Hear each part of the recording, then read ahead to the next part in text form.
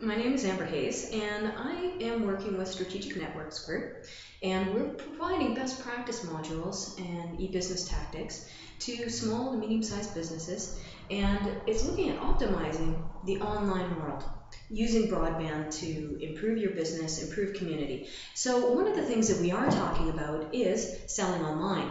So we wanted to provide just a brief descriptive on how does that work, what are the main elements of it. And this could be whether you're starting up a new business, an online business, or you're looking at taking your brick and mortar business online, or at least components of it. So let's look at one of the main components that you have to have, and that is, of course, your website right here in the middle. Do you have to have a website? Yeah, you do. So what are the other components that go into creating an online business? Now, you could be selling products, or you could be selling services. Your products could be hard services or hard products. So that could be physical things like clothing or flowers or you name it. Or they can be electronic or software service, things that people are going to be accessing and using online. So those products need to live somewhere.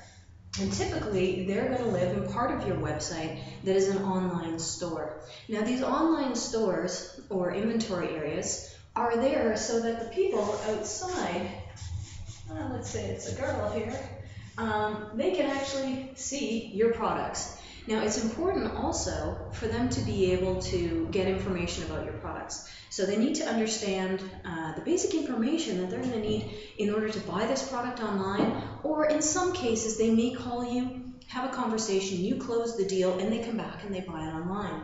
So what happens when they buy it online? Well, you need an e-commerce solution. So this is an online payment gateway.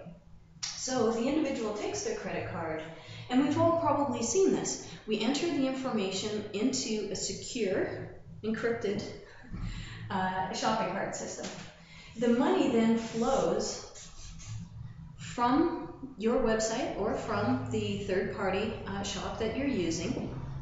Typically, it's going to be escrowed into the third party that you're using, or depending on the shopping cart system you have, you may have integrated your own bank account into this. So there's two different ways the money flows from there. The money is either going to go directly into your bank, or it's going to go into the third-party bank, who will then transfer it over to your bank.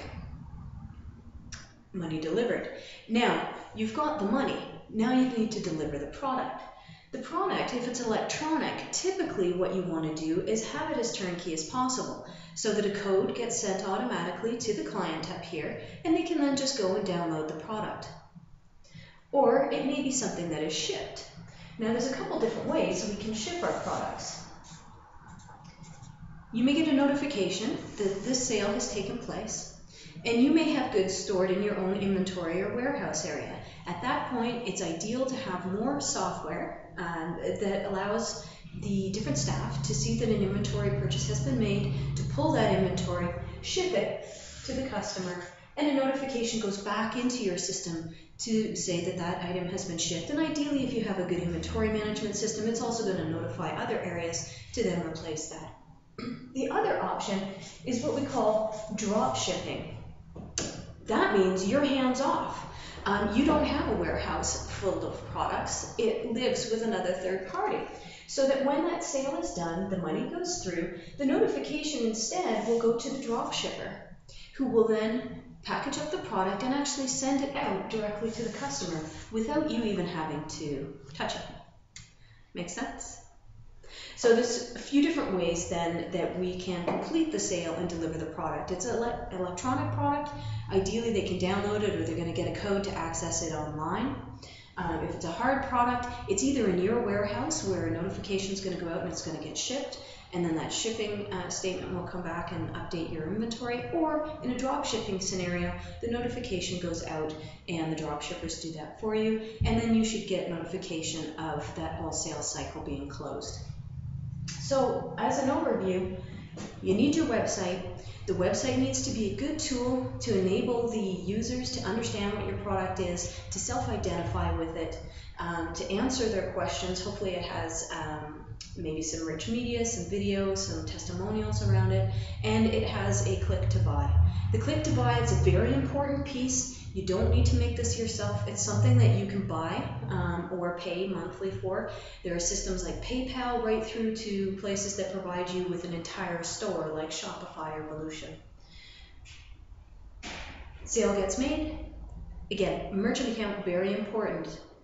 Even if you're bringing your own products online, questions around websites, you can get websites that you can make yourself that are very easy, can be free to charge, and you can add products in there and it may be integrated with something like an eBay. The merchant account is very important. You're handling a lot of sensitive material through there, credit card information, client information. Make sure that you're using a certified, secure system in order to do that.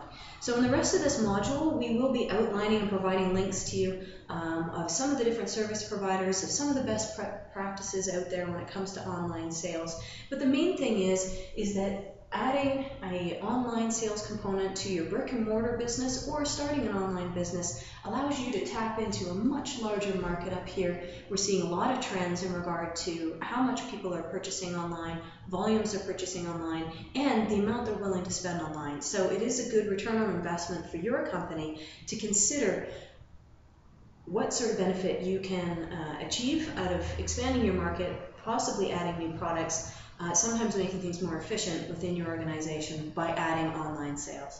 Hopefully you found this helpful, and feel free to contact us with any questions.